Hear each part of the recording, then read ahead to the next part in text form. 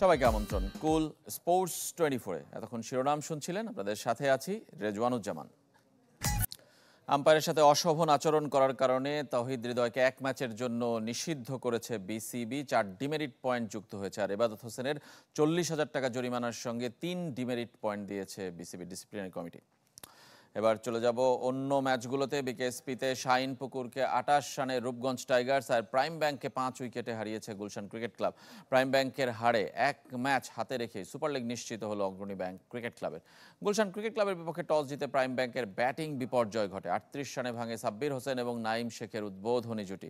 0 রানে ফেরেন শাহাদাত দীপু, শামীম পাটোয়ারি, জাকির হাসানরা ইনিংস বড় করতে ব্যর্থ। 104 রানে 5 উইকেট হারানোর পর ইরফান শুক্কুর ও সাজ্জাদুল হকের ব্যাটে 203 রানের সংগ্রহ পায় প্রাইম ব্যাংক। ইরফান 43 রানে আউট হলেও সাজ্জাদুল অপরাজিত 51 রানে। জবাবে অধিনায়ক আজিজুল হাকিমের প্রথম লিস্টে সেঞ্চুরিতে 13 ওভার আগে জয় নিশ্চিত করে গুলশান ক্রিকেট ক্লাব। 105 রান করেন আজিজুল। খালিদ হাসান 38 আর জাওয়াদ আবরার খেলেন 33 রানের ইনিংস। এই ম্যাচের ফলাফলে সুপার লিগে উঠে গেল অগ্রণী ব্যাংক ক্রিকেট ক্লাব। মোহামেডানের কাছে হেরেও নেট রান রেটে এগিয়ে থাকায় পয়েন্ট টেবিলের শীর্ষে আবাহনী। 9 জয় এবং 2 হারে দুই দলের সমান 18 পয়েন্ট। 3 পয়েন্ট পিছিয়ে গুলশান আছে 3 নম্বরে। সুপার লিগের বাকি 3 দল Gazi group, legends of Rupganj এবং অগ্রণী ব্যাংক। প্রথম পর্বের শেষ দিনের ফলাফলে পয়েন্ট টেবিলে পরিবর্তন হতে পারে 4 দলের অবস্থান। কাল থেকে শুরু হচ্ছে জিম্বাবুয়ে সিরিজের প্রস্তুতি। সিলেটে চলে গেছেন জাতীয় দলের অধিকাংশ ক্রিকেটার। এবার প্রস্তুতির অভাব নিয়ে টেস্ট সিরিজ খেলতে হচ্ছে, স্বীকার করেছেন cricket operations chairman Nazmul Abedin. এদিকে 3 ফরম্যাটে নেতৃত্ব পুনর্বিবেচনা করছে বিসিবি। জিম্বাবুয়ে সিরিজের মাঝেই নতুন অধিনায়কের নাম ঘোষণা করবে বোর্ড। টি-20 বিশ্বকাপের 1 বছরও বাকি নেই, অথচ এই ফরম্যাটে বাংলাদেশের অধিনায়ক কে তা অজানা। তবে শুধু টি-20 নয়, অন্য 2 ফরম্যাটের জন্য নেতৃত্বে পুনর্বিবেচনা করছে ক্রিকেট বোর্ড। জিম্বাবুয়ে সিরিজের মাঝেই 3 ফরম্যাটের অধিনায়ক ঘোষণা করা হবে। হয়তো এর মধ্যেই আমরা সবগুলো ফরম্যাটের জন্য অ্যানাউন্স করতাম। একটা বিশেষ কারণে সেটা করা হয়নি বা করা যায়নি। আমি আশা করবো যে খুব তাড়াতাড়ি আমরা প্রত্যেকটা ফরম্যাটের জন্যই বা একজন ক্যাপ্টেন থাকবে না একাধিক ক্যাপ্টেন থাকবে সেটা আমরা খুব তাড়াতাড়ি অ্যানাউন্স করতে পারবো। শনিবার রাতে সিলেটে পৌঁছে রোববার থেকে জিম্বাবুয়ে সিরিজের প্রস্তুতি শুরু করবে বাংলাদেশ দল। তানজিম হাসান সাকিব, মাহমুদুল হাসান জয় আর জাকের আলী ঢাকা প্রিমিয়ার লিগের ম্যাচ খেলে রোববার দলের সাথে যোগ দেবেন। এবারও প্রস্তুতির ঘাটতি স্বীকার করলেন এ বোর্ড পরিচালক। আশা করছি যে সময়ের মধ্যেই আমরা মোটামুটি একটা প্রস্তুতি নিতে পারবো। আর একটু বেশি সময় হলে ভালো হতো, বাট সেটা সম্ভব হচ্ছে না। বা লম্বা ফরম্যাটের একটু খেলা খেলে যদি আমরা টেস্ট খেলতে পারতাম সেটা আরও যুক্তিসঙ্গত হতে পারতো। ঘাটতি মেটাতে কোচিং স্টাফের দিকে তাকিয়ে ক্রিকেট অপারেশনস। প্রস্তুতি ম্যাচের অভাব, ম্যাচ সিনারিওতে অনুশীলন আর ক্রিকেটারদের মানসিকভাবে তৈরি করার উপর জোর দিচ্ছেন নাজমুল আবেদিন। কোচদের উপর ডিপেন্ড করবে কোচরা কীভাবে জিনিসটাকে গোছাতে চায়। নিশ্চয়ই সেরকম সেন্টার উইকেট প্র্যাকটিস হবে, সেইভাবে সিনারিও তৈরি করে প্র্যাকটিস হবে এবং আস্তে আস্তে মেন্টালি খেলোয়াড়দেরকে হোয়াইট বল ক্রিকেট থেকে রেড বল ক্রিকেটের মধ্যে আস্তে আস্তে ট্রান্সফার করার চেষ্টা করা হবে। টেস্ট সিরিজের আগে নতুন পেস বোলিং কোচ চূড়ান্ত করতে পারেনি বিসিবি। আপাতত দায়িত্ব সামলাবেন আন্দ্রে অ্যাডামস।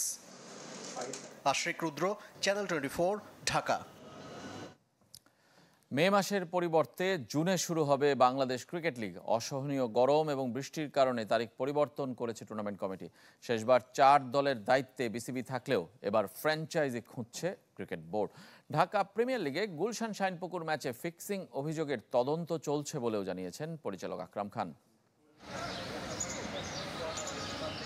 বছর জুড়ে ক্রিকেটারদের ব্যস্ততা, প্রিমিয়ার লিগের পর জাতীয় দলের টেস্ট সিরিজ ও অসহনীয় গরম ও বৃষ্টি, সব মিলিয়ে বাংলাদেশ ক্রিকেট লিগ পেছানোর সিদ্ধান্ত নিয়েছে বিসিবি।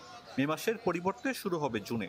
গত 1 মাসে আপনার শিডিউল অনেকগুলো চেঞ্জ হয়েছে। আপনার টিম আসছে, তারপরে এই টিম, তারপর হলো যে আপনার এমার্জিং টিম, এটাতে আমরা ভেন্যু পাচ্ছি না বিদায় আমরা বিসিএলটা করছি জুনের 15 তারিখ থেকে জুলাইয়ের 2-3 তারিখের দিকে শেষ হবে। শেষবার 2 আসরে 4 দলের দায়িত্বে ছিল বিসিবি। এবার ফ্র্যাঞ্চাইজি খুঁজছে টুর্নামেন্ট কমিটি। জাতীয় দলের তারকারাও খেলবেন বলে আশা বোর্ডের। ওরা প্র্যাকটিসে ব্যস্ত থাকবে, বাট ওই সময় প্র্যাকটিস না করে ম্যাচ খেলাটা আমরা চিন্তা করছি এটা ভালো হবে। এবং এখন তো জুন ও জুলাইতেও কিন্তু আমরা টেস্ট খেলছি, তো ওইসব চিন্তা করে আমরা আপনার এটা ধারাবাহিকতা রেখে যাচ্ছি। ডিপিএল এ শাইনপুকুর ও গুলশান ম্যাচে ফিক্সিং সন্দেহের কারণে বোর্ডের দুর্নীতি দমন ইউনিটের তদন্ত চলমান। দু ক্রিকেটার অথবা দল জড়িত আছে কিনা সে বিষয়ে পরবর্তী বোর্ড সভায় হবে আলোচনা। রিসেন্টলি 3-4 দিন আগে হয়েছে, বাট এটার কোনো আমরা কোনো আলাপ আলোচনা করতে পারিনি। বোর্ড মিটিং আমরা এটা নিয়ে আলাপ আলোচনা করি। উন্নত চেকআপের জন্য সিঙ্গাপুরে গিয়েছিলেন তামিম ইকবাল। বড় ধাক্কার পর সময় লাগলেও সুস্থতার পথে খান সাহেব। চিকিৎসকরাও দিয়েছেন ইতিবাচক বার্তা। আরিফুল ইসলাম, চ্যানেল 24, ঢাকা। কোনো ম্যাচ না খেলেই দেশে ফিরে আসতে হচ্ছে লিটন দাসকে। ইনজুরির কারণে পিএসএল থেকে ছিটকে গেছেন এই উইকেট রক্ষক ব্যাটার। করাচি কিংসের হয়ে খেলতে পাকিস্তান গিয়েছিলেন লিটন, তবে অনুশীলনে আঙুলে আঘাত পান তিনি। স্ক্যানে হালকা চিড় ধরা পড়ে। অন্তত 2 সপ্তাহ মাঠের বাইরে থাকতে হবে তাকে। সামাজিক যোগাযোগ মাধ্যমে নিজেই এই দুঃসংবাদ দিয়েছেন লিটন। রাতে দেশে ফেরার কথা তার। পিসিবির মেডিকেল টিমের অধীনে চলবে পুনর্বাসন প্রক্রিয়া। লিটনের পরিবর্তে বেন ম্যাকডারমটকে নিয়েছে করাচি কিংস। নারী বিশ্বকাপ বাছাইয়ের খবর। কাল নিজেদের দ্বিতীয় ম্যাচে আয়ারল্যান্ডের মুখোমুখি হবে বাংলাদেশ। মূল পর্বে জায়গা করে নিতে প্রতিটি ম্যাচই গুরুত্বপূর্ণ টাইগার্সদের জন্য। লাহোরের গাদ্দাফি স্টেডিয়ামে দিবারাত্রির ম্যাচ শুরু হবে দুপুর 3টায়। থাইল্যান্ডের বিপক্ষে রেকর্ডময় জয়ে বাছাই পর্ব শুরু করে বাংলাদেশ। ওয়ানডেতে দেখা পায় নিজেদের সর্বোচ্চ রানের অধিনায়ক নিগার সুলতানা জ্যোতির সেঞ্চুরি, ফাহিমা খাতুন আর জান্নাতুল ফেরদৌসের দুর্দান্ত বোলিংয়ে আত্মবিশ্বাসী লাল সবুজের দল। এই ধারাবাহিকতা ধরে রাখতে চায় আয়ারল্যান্ডের বিপক্ষেও। আইরিশদের বিপক্ষে পরিসংখ্যানেও এগিয়ে সারোয়ার ইমরানের দল। খেলতে পারে অপরিবর্তিত একাদশ নিয়ে। নিজেদের দ্বিতীয় ম্যাচে ওয়েস্ট ইন্ডিজের কাছে মাত্র 6 রানে হেরেছে আয়ারল্যান্ড। বাংলাদেশকেও কঠিন চ্যালেঞ্জে ফেলতে চায় গ্যাভি লুইসের দল।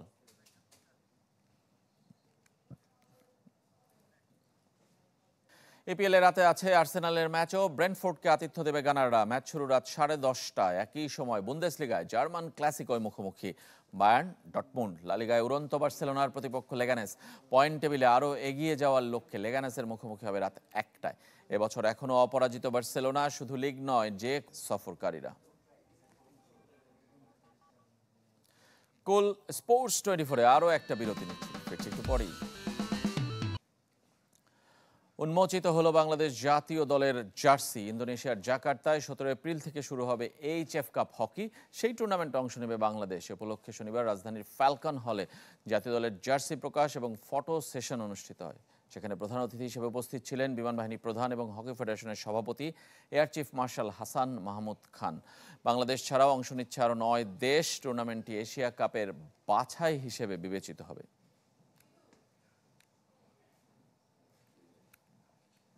এই ছিল কুল স্পোর্টস 24-এর এখনকার আয়োজনে। খেলা সব আপডেট আর রিপোর্টগুলো দেখতে ভিজিট করুন আমাদের ওয়েবসাইট এবং ফেসবুক পেজ facebook.com/sports24team।